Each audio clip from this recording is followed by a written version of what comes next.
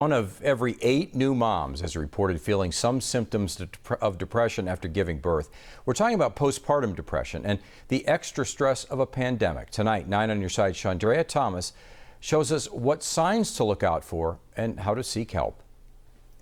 Postpartum depression numbers are rising throughout the pandemic, but there is a way to get some help if you need it. Some call it the baby blues, but in some cases it can be a lot more. You might be struggling with sleep or irritability for maybe 2 or 3 weeks. We call that the baby blues. That's pretty normal. But if your symptoms extend past that, they're more intense and they're not resolving on their own after 3 weeks, that's when we call it postpartum depression. Stephanie Andre is a therapist with Kodak, and she says more women are seeking treatments for issues like overwhelming feelings of sadness and failure. Sleeping and eating issues are also a red flag. Feelings of sadness about becoming a mother, anger and irritability towards a partner or family member who maybe you felt is not being helpful enough with the baby or helpful enough to you. When you combine those issues with the pandemic, it can make life even more difficult. And sometimes Rates also increase for parents of multiples. And it's not just about hormones. Past mental health and environmental issues can be a factor. If left untreated, symptoms can last from 1 to 5 years. During COVID, we've seen the rates skyrocket from about 15% of women experiencing postpartum depression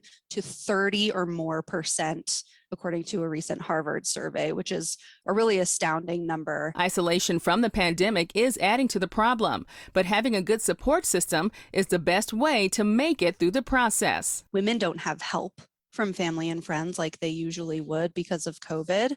And then the other thing is worries about access to medical care for yourself or your baby. Kodak has weekly group meetings and therapy via Zoom and medication options available for moms to help them share and cope with their feelings about motherhood. Talking about the symptoms, it can feel kind of scary because sometimes the depressed or anxious thoughts are like, what if I hurt my baby? Which is a terrifying thing to think about, but it's also really, really common. So we shouldn't fear those really scary thoughts. Chandrea Thomas, KGUN 9 on your side.